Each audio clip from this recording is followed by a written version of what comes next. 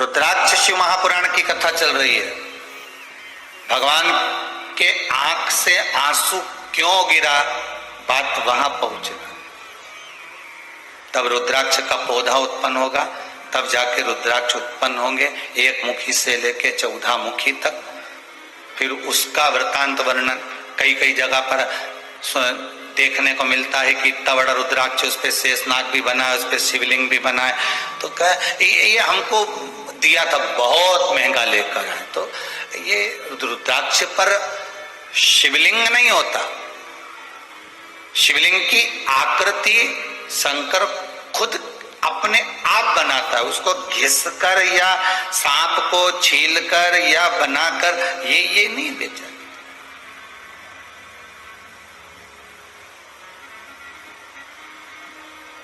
किसी ने पूछा एक बार कि गुरुदेव, ये जो रुद्राक्ष होता है जिसको अपन पहनते हैं, धारण करते हैं, जिस रुद्राक्ष को अपन पहनते हैं, इसको सिद्ध करने का तरीका क्या है?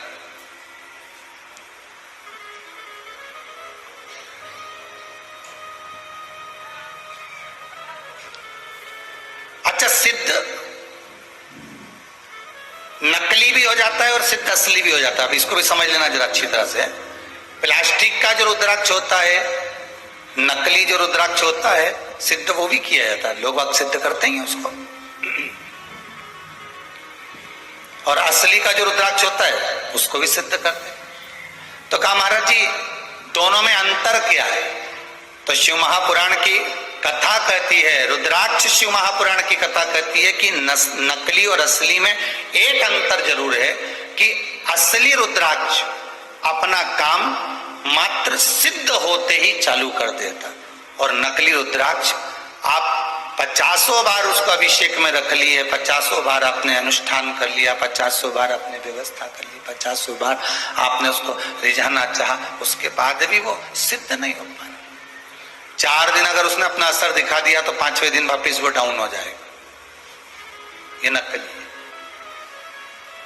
और असली एक बार अगर आपने धारण कर लिया, असली रुद्राक्ष को अगर आपने एक बार पहन लिया, असली रुद्राक्ष को अगर आपने अपनी जिंदगी में एक बार उतार लिया, असली रुद्राक्ष का पानी अगर आपने पी लिया, थोड़ा सा भी आचमन कर लिया, तो बीमारी तो दूर होना ही है।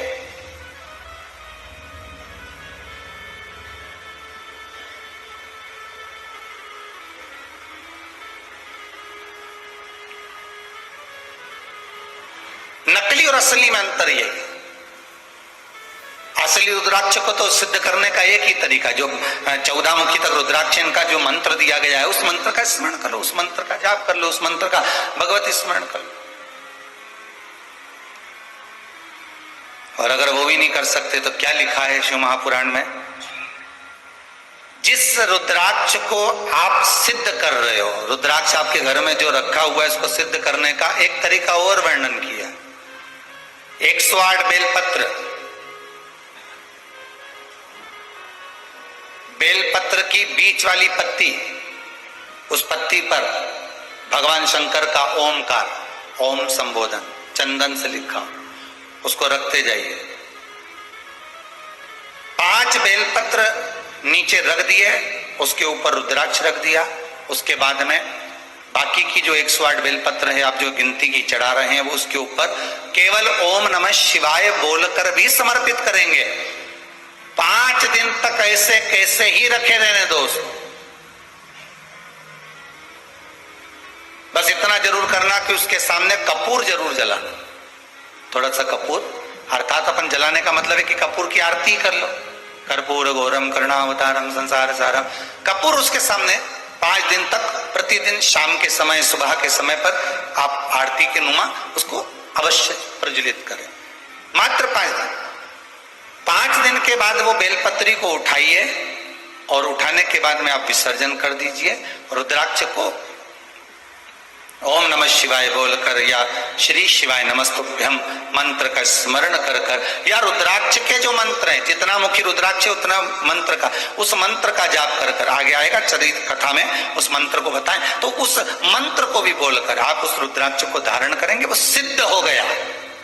अब ना उसको कहीं अभिषेक में रखने की जरूरत है, अब ना उसको कहीं भभूति लगाने की जरूरत है, और ना उसको किसी तरह से उसमें धूप घुमाने की जरूरत। अब तो तुम्हारे तन पर जब धारण कर लिया तुमने, उस तन पर धारण करने के बाद तुम जब घटकी जिह्वा से शिव का नाम लोगे, आपको पहले कथा में कहा था,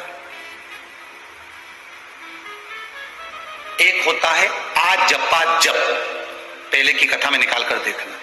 एक होता है जप जो तुम हाथ से कर रहे हो, मुख से कर रहे हो, एक आजपा जप होता है। आजपा जप किसको कहते हैं? कि जिस दिन से तुम पैदा हुए, माता के गर्भ से जब तुम बाहर निकले और तुम्हारी श्वास जब निकलना अंदर बाहर होना चालू हो गई, श्वास निकलना प्रारंभ हो गई, उस दिन से तुम्हारा एक जप चालू हो गया, उसको कहते हैं आजपा जप। अर्थात तुम भगवान का नाम लो ना लो, पर तुम्हारी जब श्वास निकलेगी, श्वास में एक शब्द निकलता है, वो ओमकार का निकलता है।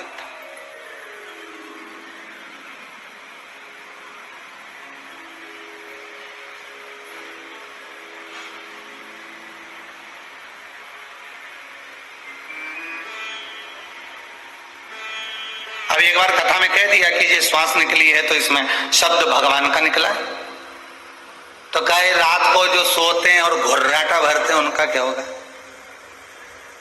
है? रात को सोए और घुर्राटा भर रहा है, तो वो भी तो श्वास निकल रही है। तो हमारा निवेदन है, कभी कभी शंकर भगवान रुद्र रूप भी ले लेते हैं, ये तो रूप पर आधारित है, कभी कभी शिव रुद्र रूप पे भी है।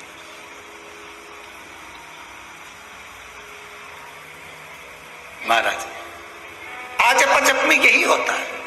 आजपा जप में आपको मंत्र नहीं बोलना पड़ते, आजपा जप में आपको नाम नहीं लेना पड़ता। आजपा जप तो जिस दिन से हम पैदा हुए, जिस दिन से हम भगवान की भक्ति में डूबे हुए, जिस दिन से हम पैदा हुए हैं, उस दिन से जो श्वास चल रही है वो आजपा जप रही है, वो आजपा जप।